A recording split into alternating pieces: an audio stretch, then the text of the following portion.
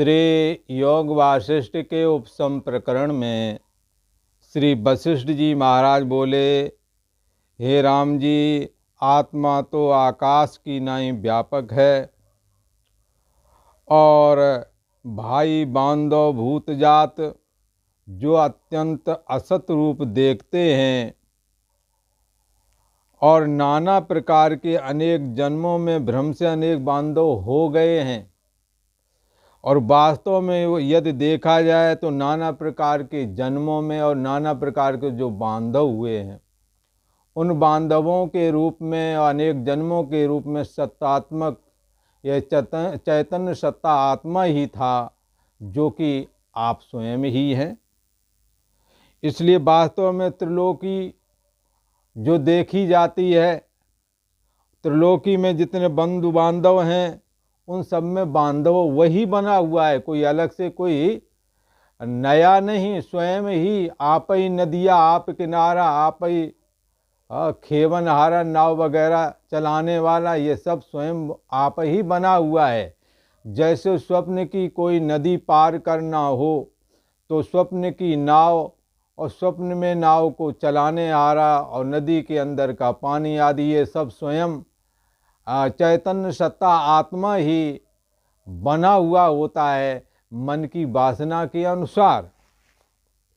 वास्तव में त्रिलोकी और बांधवों में भी बांधव के रूप में कौन विद्यमान है, तो वही चैतन्य सत्ता आत्मा है।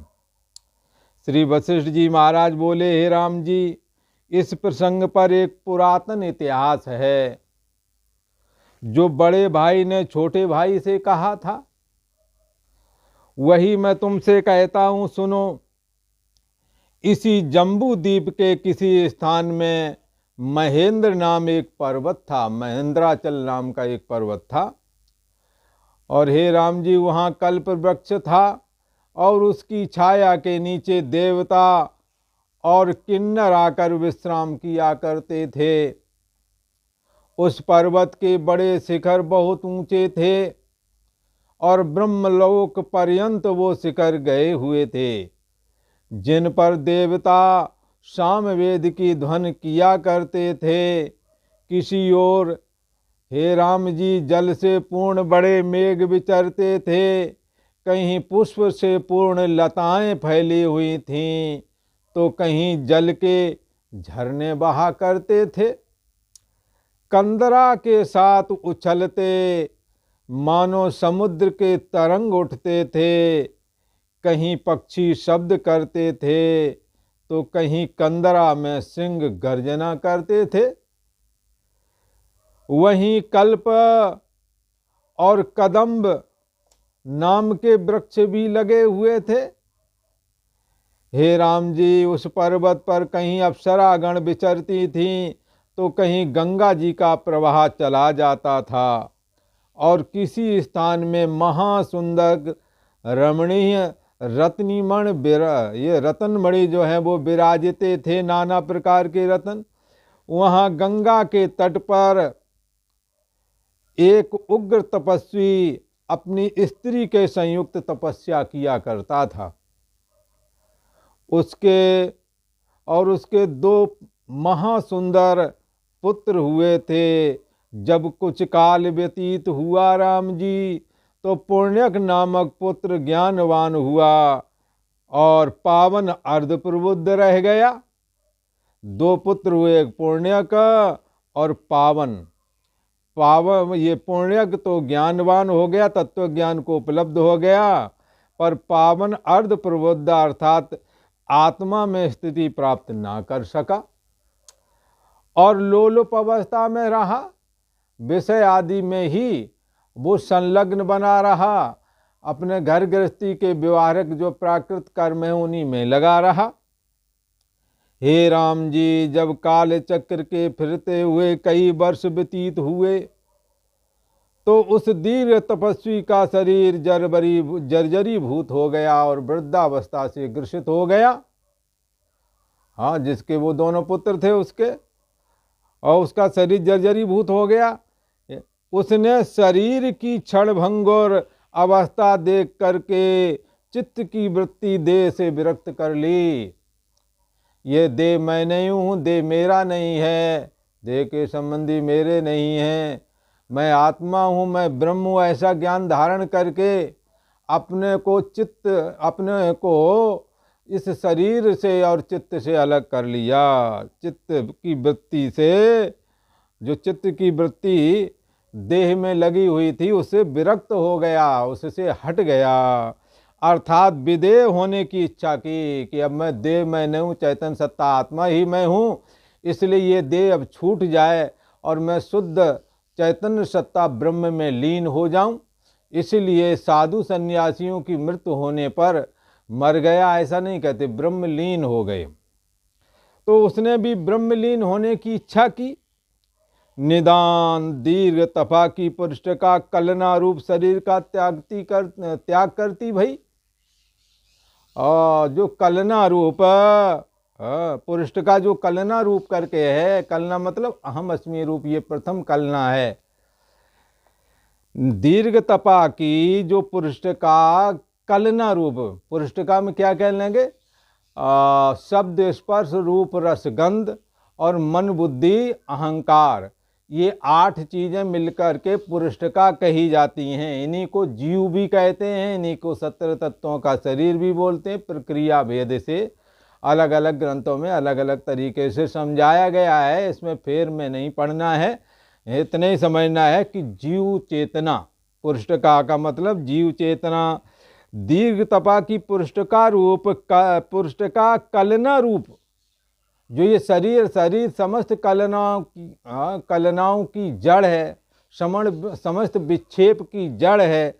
इसलिए निदान दीर्घ तपा ने पुरुष का कलना रूप शरीर का, जो दीर्घ तपा की जो पुरुष का थी, कैसी पुरुष का, उसका क्या बताया, कलना रूप जो पुरुष का थी, जिससे शरीर मन इंद्रिय आदि सक्रिय होते हैं, देह जगत दिखता है, ऐसी जो कलना रूप जो पुरुष का थी, उसने शरीर का त्याग कर दिया। और विरक्त तो पहले से ही उसने शरीर छोड़ूंगा, शरीर मैं नहीं हूँ, मेरा नहीं, शरीर से मैं अलग आत्मा ब्रह्म हूँ, ऐसा तो उसने पहले ही धारण कर रखा था।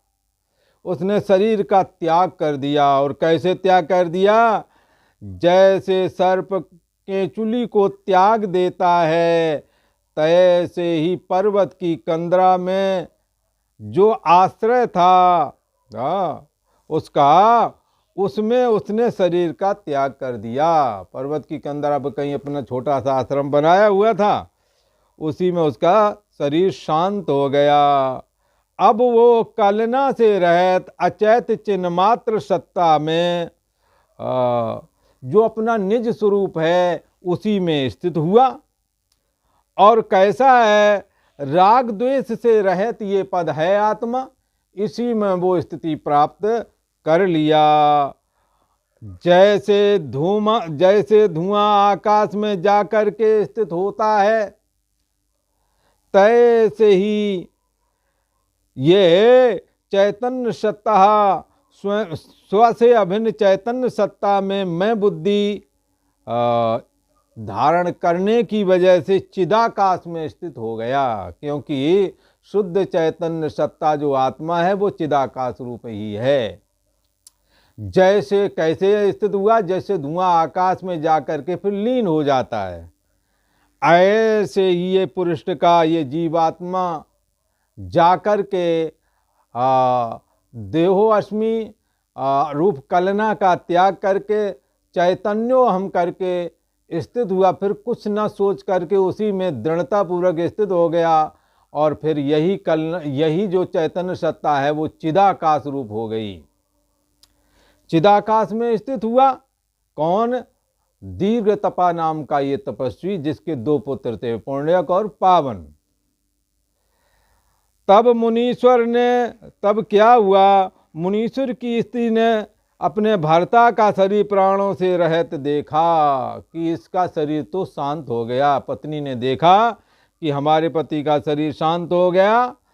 हे राम जी, जैसे दंड से कमल काटा जाता हो, तैसे ही चित्त बिना शरीर देखते भई, कि अरे इनका तो शरीर शांत हो गया, जीवात्मा निकल गया, अब तो मिट्टी ही बची है। निदान चिर पर्यंत योग कर्म कर उसने अपना शरीर और प्राण त्याग दिए। चिरकरंत दीर्घ काल तक पहले से ध्यान साधना का अभ्यास था, तब तो उसने किया अच्छे से, उसने चिर पर्यंत लंबे पीरियड तक योग कर्म करके उसने अपना शरीर प्राण और पवन को बस करके, मतलब प्राणायाम के माध्यम से दसम जो ब्रह्मरंध्र है वहाँ से होकर योगी लोग निकलते हैं। प्राणायाम विद्या जिन्हें सिद्ध है, तो उन्होंने प्राणायाम विद्या सिद्ध कर रखी थी और शरीर प्राण और पवन को बस करके शरीर को स्थिर एक आसन पर बैठाया, प्राणों को निरुद्ध किया और फिर क्या हुआ, शरीर प्राण पवन का बस करके उसका त्याग कर दिया। किसका? शरीर का। जैसे भंवरा कमलिनी को त्यागता है, तैसे ही शरीर त्याग करके उस दीर्घ तपा की तपस्विनी वो जो स्त्री थी, अपने भर्ता के पद, भर्ता का पद क्या था, उसके पति का पद क्या था, मैं आत्मा हूँ, मैं ब्रह्म हूँ, मैं देव हूँ, ये पद उसका नहीं था। इसलिए जो दीर्घ तपा नाम के तपस्वी जिस पद को प्राप्त हुए, सर्वाधिष्ठान ब्रह्म मैं हूँ, ऐसे ही पद को प्राप्त हुए थे, उसी पद को ये स्त्री भी उसकी प्राप्त हो गई। जैसे आकाश में चंद्रमा अस्त होता है और उसकी प्रभा उसके पीछे अदृष्ट हो करके होती है, तैसे ही दीर्घ तपा की स्त्री दीर्घ तपा के पीछे अदृष्ट हुई। जब दोनों विदेह मुक्त हुए, तब पुण्यक जो बड़ा पुत्र था, उसने अपने माता पिता के दैहिक जो कर्म होते हैं उनको संपन्न किया और दैहिक कर्म में समाधान होकर के वो कर्म करने लगा। उसने अपने पिता के सारे कर्म किए, फिर अपने रोजमर्रे के कर्म को करता हुआ ब्राह्मी स्थिति में स्थित रहा। तो पुण्यक ने, क्योंकि पुण्यक को बोध हो चुका था, पर पावन जो था छोटा वाला, वो माता पिता के बिना बड़े दुख को प्राप्त हुआ और दुख को प्राप्त होकर के शोक करके उसका चित्त व्याकुल हो गया और वन कुंजों में भ्रमने लगा माता पिता के वियोग में। पुण्यक जो माता पिता के दयादिक क्रिया करता था, कौन करता था? पुण्यक वगैरह। क्या क्रिया होती है? पीपल में घड़ा टांग करके रोजाना जल चढ़ाया जाता है, वो एक प्रक्रिया है ना, तो उसी को देहादिक क्रिया पुण्यक करता था अपने माता पिता की। जहाँ पावन शोक से विलाप करता था, वो तो क्रिया करता था, जलल देता था, और जो मृत जो 10 गात्र बोलते हैं ना, 10 दिन तक जो किया जाता, जलल दिया जाता, पीपल में एक मटकिया टांग देते हैं, वो जल चूता रहता है। तो वो जब ये करता था तो वो पुण्यक तो करता था सावधानी पूर्वक, पर ये पावन जा करके वहाँ रोता था, विलाप करता था। आया और भाई को जब उसने ये देखा, ये इसकी तो दशा बड़ा खराब है, पावन शोक से विलाप कर रहा था, तो भाई को शोक संयुक्त देकर पुण्यक ने कहा, हे भाई, तुम शोक क्यों करते हो?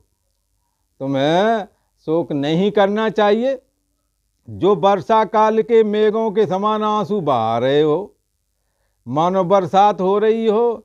हे बुद्धमान, तुम जिसका शोक करते हो, तुम्हारे माता और पिता तो आत्म पद को प्राप्त हो गए हैं, आत्मा में स्थिति प्राप्त कर चुके थे, इसलिए वो तो आत्मरूप हुए हैं। और ये आत्मरूप जो मोक्ष रूप पद है, इसी को हमारे माता पिता प्राप्त हो गए हैं।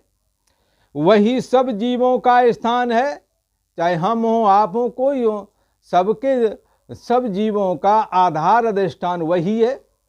सब जीवों का आधार अधिष्ठान रूप स्थान वही है। और ज्ञानवानों का तो वो स्वरूप ही है। यद्यप स्वरूप सभी का है, पर ज्ञानवान जानता है, इसलिए ज्ञानवानों का निज स्वरूप कहा जाता है। हे राम जी, यद्यप सबका अपना आप स्वरूप एक ही है, तो भी ज्ञानवान को इस प्रकार भासता है, अज्ञानियों को ऐसा नहीं भासता कि सबका स्वरूप एक है, सबकी गठरी लाल है, कोई नहीं कंगाल। हाँ, तो कहते हैं ज्ञानवान को इस प्रकार भासता है, परंतु अज्ञानी को ऐसे नहीं भासता। वे तो ज्ञानवान थे, कौन? माता पिता पुण्यक ने पावन से कहा, वे तो ज्ञानवान थे दोनों लोग, इसलिए उनका शरीर शांत हुआ, वो ब्राह्मी पद को प्राप्त हो गए, आत्म पद को प्राप्त हो गए, ब्रह्मलीन हो गए, और इसीलिए मनुष्य जन्म मिलता है। तू क्यों शोक करता है? बरसात की तरह आंसू बहा रहा है। हमारे माता और पिता ज्ञानवान थे और अपने स्वरूप में प्राप्त हुए हैं। हे भाई, उनका शोक तुम किस निमित्त करते हो? यह क्या भावना तुमने की है? संसार में जो शोक मोक्षदायक है वह तू नहीं करता है। मोक्षदायक शोक तो यह है कि भाई चाहे जितना कष्ट हो, पर आत्मविद्या का श्रवण मनन निध्यासन करना है, परमात्मा का चिंतन करना है, गर्मी सर्दी बरसात रूप जो कष्ट है उसको सह लेना है।